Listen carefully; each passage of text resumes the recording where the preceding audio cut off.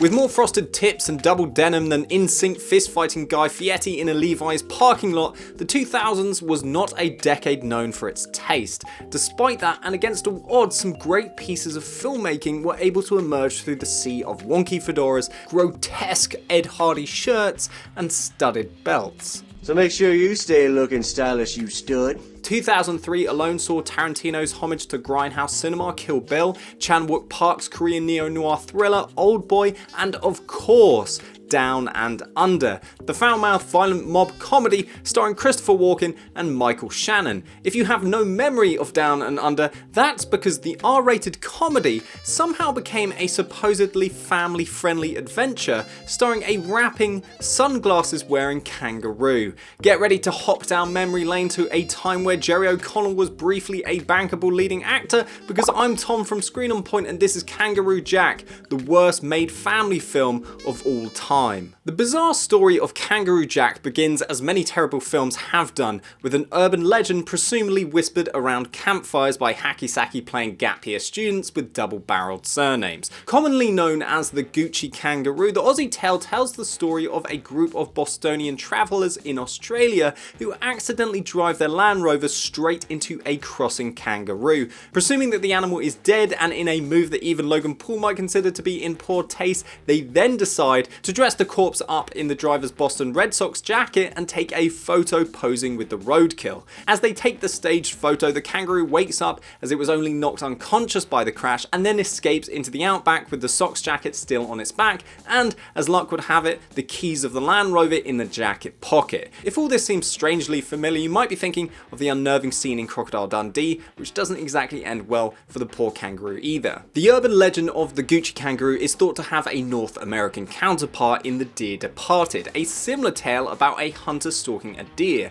After the tables have been turned on the hunter and he is savagely attacked by a deer even scarier than the ones in The Ring 2, the story ends with the line, "Now I know why people go deer hunting with a rifle and a scope. It's so they can be somewhat equal to the prey." This morbid cautionary tale about the arrogance of man and the dangers of underestimating the power of nature hardly sounds like something that belongs in a light-hearted children's film. And yet, try as hard as we might to Eternal Sunshine of the Spotless Mind it out of our collective memories, the brutal reality is that Kangaroo Jack does exist, and like the folklore that inspired it, it's an absolute car crash. In an interview with Vice, actor Jerry O'Connell described the film's original script Down and Under as a pretty dark spec script about two shitty mafiosos who have to go to the outback. A lot of cursing, a lot of sex, and it was really funny. After screening a rough cut of the film, test audiences were as unimpressed as anyone reading Jerry O'Connell's post-Kangaroo film credits,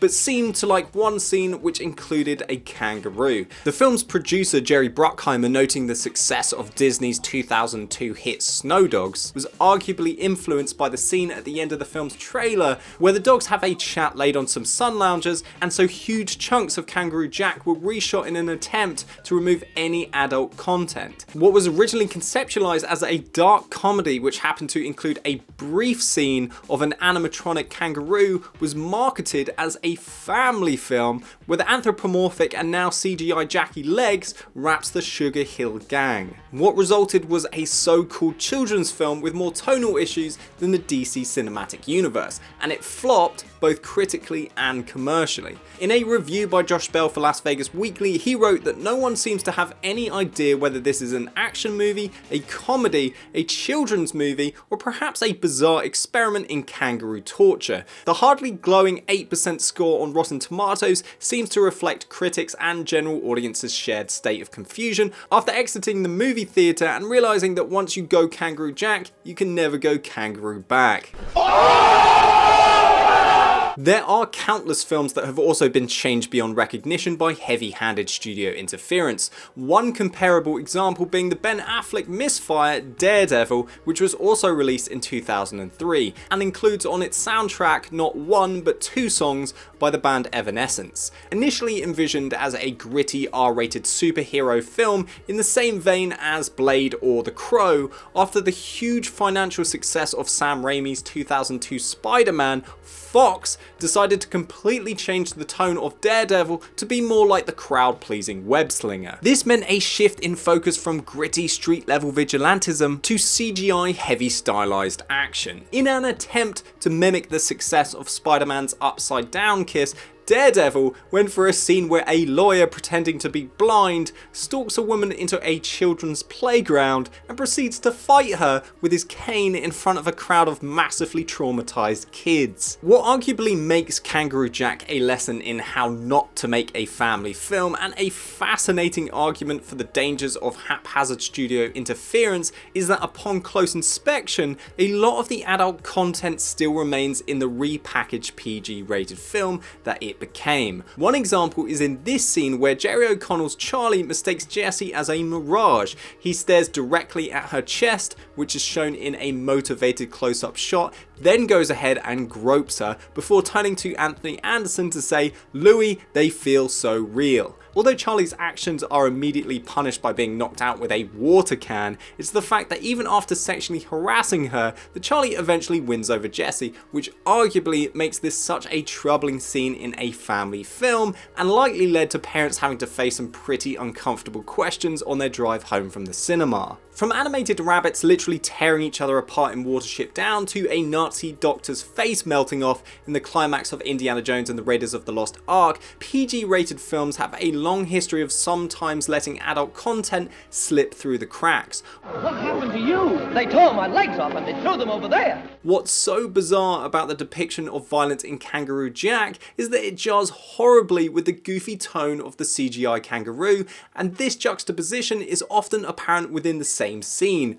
One example of this is in the scene where Michael Shannon, on the orders of Christopher Walken's mob boss, tracks down our central characters to the outback before getting into a Mexican standoff with a rival Australian gang. From the tense score to the threatening dialogue like, You ever killed a man, Charlie? everything about this scene is clearly from the original draft of the script Down and Under. Just as it all seems to be heading towards the ultra-violent outcome of the standoff in Reservoir Dogs, the characters suddenly look off-screen. Then, in a shot more out of place than Henry Cavill's upper lip in the Justice League movie, Jackie Legs bounds over and spits an extremely hot sweet out of his mouth. Interestingly, none of the characters directly mention the kangaroo when he appears, which would suggest that this addition to the scene was part of the tone shifting reshoots, if that wasn't already apparent from how awkwardly the scene is cut together. The fight scene between the two gangs that follows is edited so quickly that it's actually difficult to make out exactly what is going on, but on closer inspection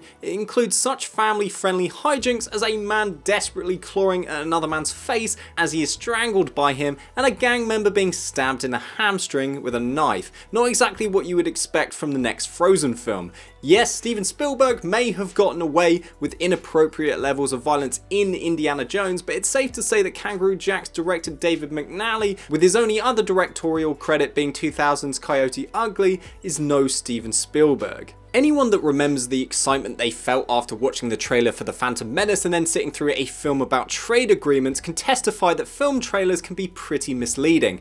Arguably, when a studio isn't overly confident in the success of a film, they will attempt to trick general audiences into thinking they are going to watch a completely different kind of film. One example of this is the trailer for In Bruges, promising audiences a slick gangster comedy in the quippy style of Guy Ritchie, whereas the film is actually an existential bleak black comedy about a suicidal hitman coming to terms with the accidental murdering of a choir boy. The marketing of Kangaroo Jack is a particularly extreme example of this trend in false advertising, quickly skipping over the fact that the film revolves around the mob and other seedy criminal types. The trailer includes zany footage of the two central characters getting into wacky antics and focuses on the few scenes where the kangaroo actually appears. Crucially, it contains exactly 0 references to violent outback-based knife fights and troubling sexual harassment. As evidence of just how misleading the film's trailers actually were, the kangaroo only really appears and makes up 5 minutes of the film's 1 hour and 39-minute runtime.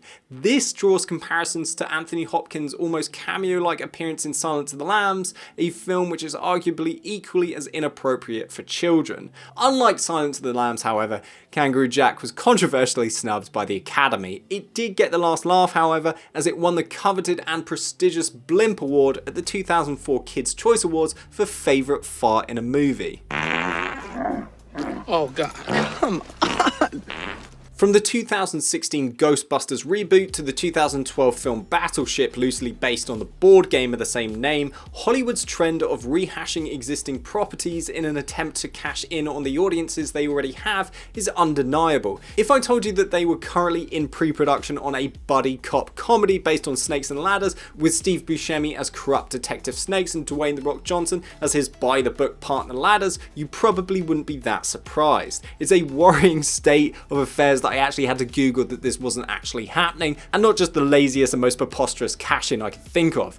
With that in mind, it's surely only a matter of time before the corpse of Kangaroo Jack is once again propped up in an attempt to make a quick buck, inevitably receiving a negative score on Rotten Tomatoes, which just breaks the internet, causing the next global world war and leading to the apocalypse. As the now grossly mutated Jerry O'Connell one day looks out over the mushroom clouds forming over the wasteland that was once planet Earth, we can only hope he feels somewhat responsible for Kangaroo Jack, the worst made family film of all time. Thanks so much to Oscar Wallington for writing this absolute mad one. You can follow him at Oscar Wallington on Twitter. Thanks for watching that video. Please do like and subscribe. We upload 2 tasty and tenderized videos a week to sink your teeth into, and do let us know your thoughts in the comments. Make sure to follow us at Screen On Point and Tom A. Ransom on Twitter to satisfy my narcissistic need for acceptance and love, and you make sure you have a wonderful day.